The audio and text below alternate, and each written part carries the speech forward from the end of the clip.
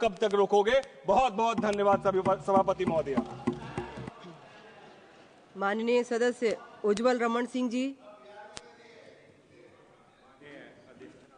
आपको बहुत बहुत धन्यवाद कि आपने राष्ट्रपति अभिभाषण में बोलने का मौका दिया है। मैं राष्ट्रपति महोदया का बहुत धन्यवाद देना चाहता हूं कि उन्होंने बाबा साहब अम्बेडकर के नाम नमन करके इसकी शुरुआत की और जो लोग इसको एक फैशन बतलाते थे, आज कहीं न कहीं ये साबित कर दिया कि बाबा साहब भीमराव अंबेडकर का नाम लेना फैशन नहीं बल्कि हर भारतीय की आस्था है। उस महान आदमी जिसने भारत का शानदार संविधान दिया, आज हम सब लोग उनके विचारों पर बचाने के लिए, भारत के संविधान को बचाने के लिए संघर्ष कर रहे हैं। और हमें फक्र है कि हमारे नेता विपक्ष राहुल गांधी जी के नेतृत्व में, कांग्रेस पार्टी के नेतृत्व में हम इस लड़ाई को लड़ रहे हैं और लड़ते रहेंगे। हम आज बाबा साहब का अपमान न सहे हैं न सहेंगे और 100 बार नहीं 1000 बार लेते रहेंगे।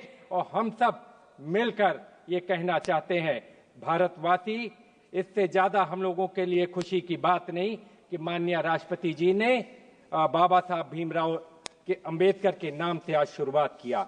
मैं इलाहाबाद से चुनकर आता हूं, वहां पर जो कुंभ मेला का आयोजन किया जा रहा है, मैं सबसे पहले संसदीय क्षेत्र इलाहाबाद, इसलिए मैं सबसे पहले उन श्रद्धालुओं को जिन्होंने अपनी जान गंवाई है, उनकी स्मृतियों को नमन करता हूं, श्रद्धांजलि देता हूं। और मैं एक चीज कहना चाहता हूं, जो लोग कुंभ मेला, अर्ध कुंभ, कुंभ को नहीं जानते, कि कुंभ की असली आस्था जो गांव में है, भक्ति के रंग में रंगल गांव देखा, धर्म में कर्म में सनल गांव देखा, अगल में बगल में सगल गांव देखा, अमावस्या नहाए चलल गांव देखा। मौनी अमावस्या का नहान कैलाश गौतम जी ने अपनी कविता के माध्यम से चरितार्थ किया है। लोग मौनी अमावस्या में लाखों करोड़ों लोग आए और उत्तर प्रदेश की सरकार ने कहा था कि 10 करोड़ लोग नहान के लिए आएंगे। अगर कोई सामान्य आदमी भी अपने घर में व्यवस्था करता है, किसी को न्योता देता है, बुलाता है, तो उसके खाने पीने रहने खाने की व्यवस्था करता है। लेकिन उत्तर प्रदेश की सरकार ने उन श्रद्धालुओं को, जो आम श्रद्धालु आए थे, उनकी व्यवस्था नहीं की। उनके साथ कहीं न कहीं वो 30-30 किलोमीटर पैदल चलकर गए गंगा के स्नान के लिए। जिस आस्था के साथ गए, मैं कहना चाहता हूं, उनके न शौचालय की व्यवस्था थी, न पानी पीने की व्यवस्था थी, न उनके रहने की व्यवस्था थी और न खाने पीने की व्यवस्था थी। इसलिए मैं कहना चाहता हूं कि आप कभी जाकर देखें। मैं सभी लोगों से कहना चाहूंगा कि कभी कुंभ मेले में जाकर देखिए तो वहां का माहौल कैसा है। उल्लास का, उमंग का माहौल था जब 29 तारीख को लोग, 28 तारीख को लोग, 27 तारीख को लोग पैदल चलते हुए जा रहे थे। उल्लास उमंग का माहौल था। और जो हमारे तंबू और कनात लगाए गए, तंबू कनात नहीं थे। कविता के माध्यम से कहना चाहता हूं, अजर हो गया है, अमर हो गया है, शहर तंबुओं का शहर हो गया है, महाकुंभ की आस्थाओं में डूबा, ये लाखों करोड़ों का घर हो गया है। इस तरीके हमारा महाकुंभ का नगर बसा। उस नगर में सरकार ने जिस तरीके की व्यवस्था की, उसमें कहीं क्राउड मैनेजमेंट नहीं था। कहने को कहा गया 144 साल बाद संजोग बना जब अमृतपान करने के लिए लोगों को आपने बुलाया। आज तक बुलाया नहीं जाता था, पहली बार उत्तर प्रदेश की सरकार ने बुलाया और बुलाने के बाद व्यवस्था राम भरोसे छोड़ दी और 3 जगह भगदड़ हुई। मैं कहना चाहता हूं, आज तक उत्तर प्रदेश की सरकार ये बतलाने को तैयार नहीं कितनी भगदड़ कितनी जगह पर हुई, कितने लोग मारे गए। आज तक उन लोगों का नाम हम लोगों को बताया नहीं जा रहा। कितने लोग बिछुड़ गए अपने लोगों से, उनका नाम बताया नहीं जा रहा। कितनी गाड़ियां लावारिस खड़ी हैं। मैं कहना चाहता हूं, इसका मुख्य कारण क्या था? इस घटना का मुख्य कारण पॉन्टून के 30 ब्रिज बने हुए थे। पॉन्टून के 30 ब्रिज बने हुए थे और आज 27 तारीख से 30 के 30 ब्रिज, 15 आने के और 15 जाने के सारे ब्रिज को बंद कर दिया गया। एक ही मार्ग से आना था, एक ही मार्ग से जाना था। इस कारण ये व्यवस्था खराब हुई। मैं कहना चाहता हूं, जब आदमी इतनी दूर से चल कर आएगा 20-20, 30-30 किलोमीटर, तो वो उसी रेती में जाकर सो गया। एक तरफ सोते हुए लोग और एक तरफ चलता हुआ जनसैलाब। कहीं न कहीं जिला प्रशासन, कहीं न कहीं मेला प्रशासन, कहीं न कहीं पुलिस प्रशासन फेल हो गया। उत्तर प्रदेश की सरकार के दावे खोखले साबित हुए और आदमी इतनी बड़ी दुर्घटना घटित हो गई। मैं कहना चाहता हूं, ये वीआईपी मेला नहीं था, ये आम श्रद्धालुओं का मेला है, ये आम श्रद्धालुओं का महाकुंभ है। लेकिन जिस तरह वीआईपी गाड़ियों की हूटन लगी गाड़ियां, सायरन बजाती हुई गाड़ियां, संतों की वाणी उसमें खो गई। कहीं न कहीं संतों की आवाज को दब गई और हूटर और सायरन में लोग दौड़ते चले गए। इस दुर्घटना का अगर प्रमुख कारणों की जांच होगी तो एक बहुत बड़ा कारण है जिस तरह से वीआईपी लोगों की दौड़ लगी थी। वीआईपी लोगों को चिंता थी अपनी फोटो खिंचवाने की, फोटो अपॉर्चुनिटी लेने की। सरकार को चिंता थी इवेंट मैनेजमेंट कराने की, अपनी ब्रांडिंग करने की, लेकिन ये वो जगह नहीं थी। माननीय अधिष्ठाता महोदया, मैं कहना चाहता हूं, ये वो जगह नहीं थी। यहाँ आस्था का समुंदर था। लोग उस आस्था और विश्वास के साथ कि अब अमृत वर्षा होगी, उस अमृत का पान करेंगे, लेकिन लाखों लोग, हजारों लोग मर गए। आपने देखा होगा, वो दृश्य देखे होंगे कि किस तरीके से जेसीबी लगाकर लोगों का सामान उठवा कर फेंकवाया गया, किस तरह फेंकवाया गया।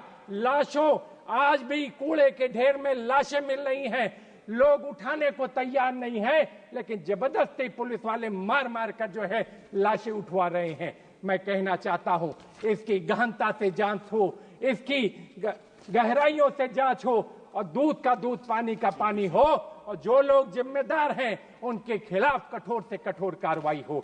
मैं आपसे कहना चाहता हूं, मैंने प्रेस और टेलीफोन के माध्यम से इसको पहले सचेत किया था कि मकर संक्रांति के बाद मौनी अमावस्या 4 गुना ज्यादा लोग आएंगे। 4 गुना ज्यादा लोग आए, लेकिन सरकार ने मेरी बात को अनदेखा कर दिया, हमारी बात को अनसुना कर दिया और कहीं न कहीं वीआईपी के पीछे मेला प्रशासन, जिला प्रशासन, पुलिस प्रशासन भागता गया। वीआईपी लोगों ने उनको काम नहीं करने दिया, रोज के रोज फोटो खिंचवाने की होड़ लगी रही। मैं कहना चाहता हूं, इस मेले में भ्रष्टाचार भी हुआ, साल की लकड़ी का 300 करोड़ का घोटाला हुआ। पहले सरकार से सरकार को जाता था, अब चुने हुए कुछ चिन्हित ठेकेदारों को यह काम दिया गया, खराब लकड़ियां दी गई और अंत में पुल बनकर तैयार हुआ, जिसकी वजह से ये बड़ी दुर्घटना होते होते आपके सामने है।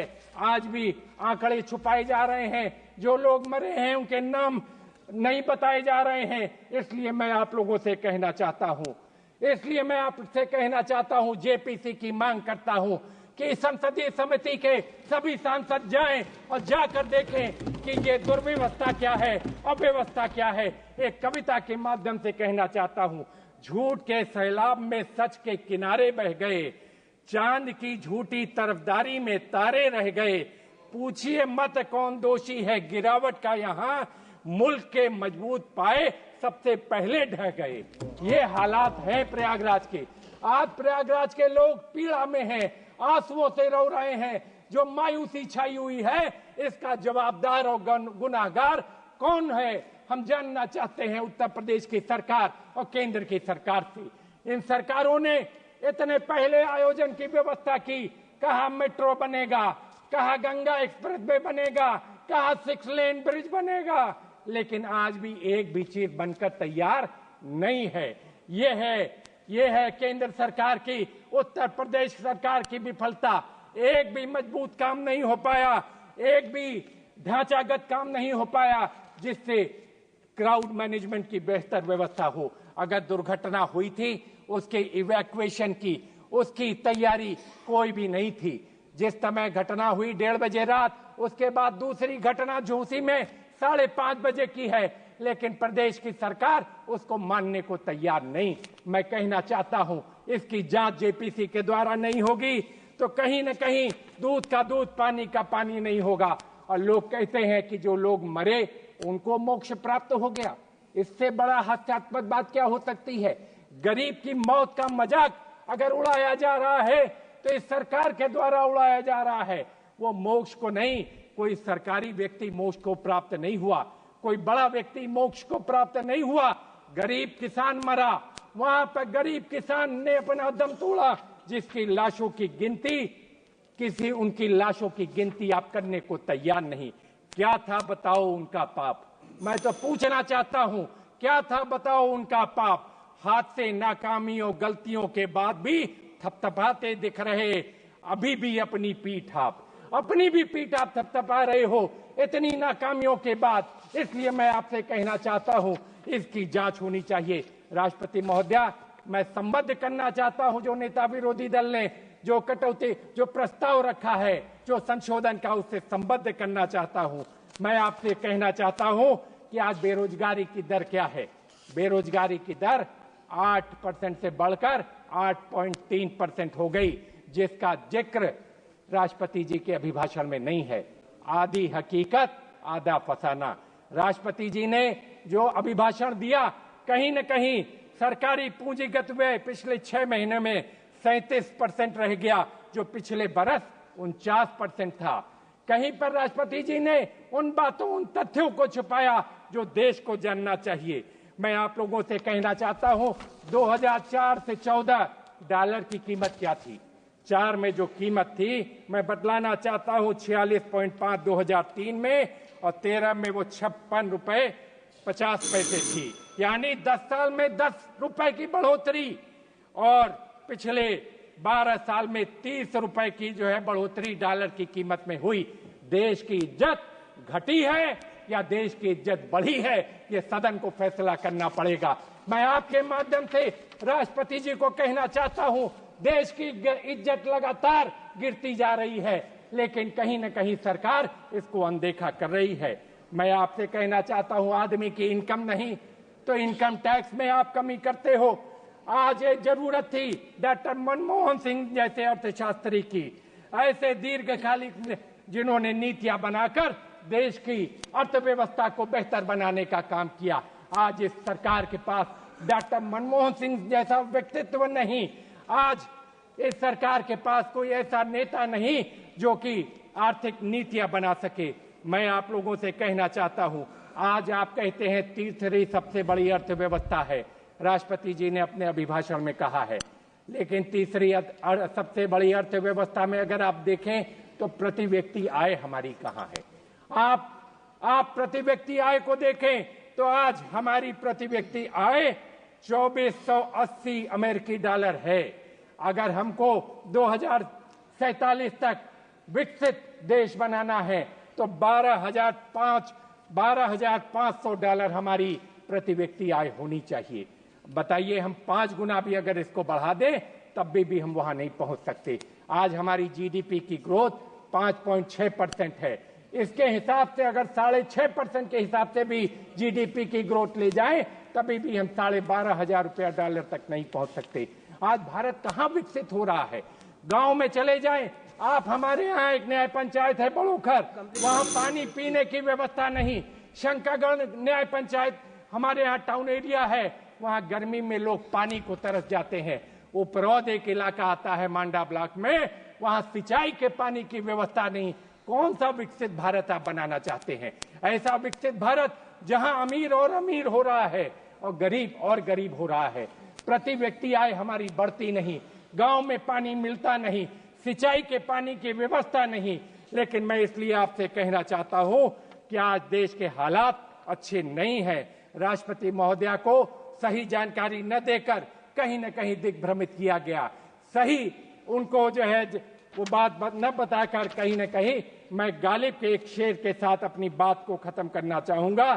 तेरे वादे पर जिए हम तो ये जान झूठ जाना कि खुशी से मन न जाते अगर एतबार होता। ये गालिब ने कहा है। इस सरकार के बारे में, इस सरकार का रवैया ऐसा है।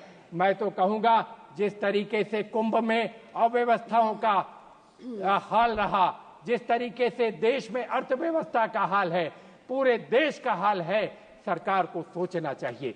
सरकार को सोचकर फैसला करना चाहिए कि अगर हम लोगों ने दीर्घकालिक नीतियां नहीं कही, अभी कुछ साथी कह रहे थे ये कुंभ मेले पर कि ये कहीं न कहीं क्या है, कहीं न कहीं जो है साजिश है, षड्यंत्र है। हर जगह आपको साजिश और षड्यंत्र, कहीं न कहीं अपने अंदर झांक कर देखिए कि आपकी क्या कमियां थी।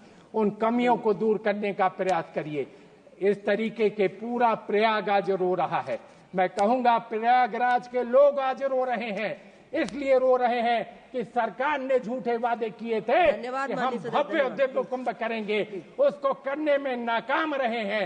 इसलिए मैं कहना चाहता हूं, देश से माफी मांगनी चाहिए उत्तर प्रदेश की सरकार और केंद्र सरकार को, जिसने न्योता तो दिया लेकिन व्यवस्था नहीं की। इसलिए मैं कहना चाहता हूं, इतनी बड़ी दुर्घटना आज तक नहीं हुई।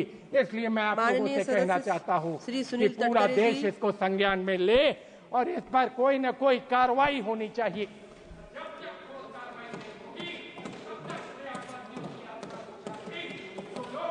बोलिए बोलिए माननीय सदस्य।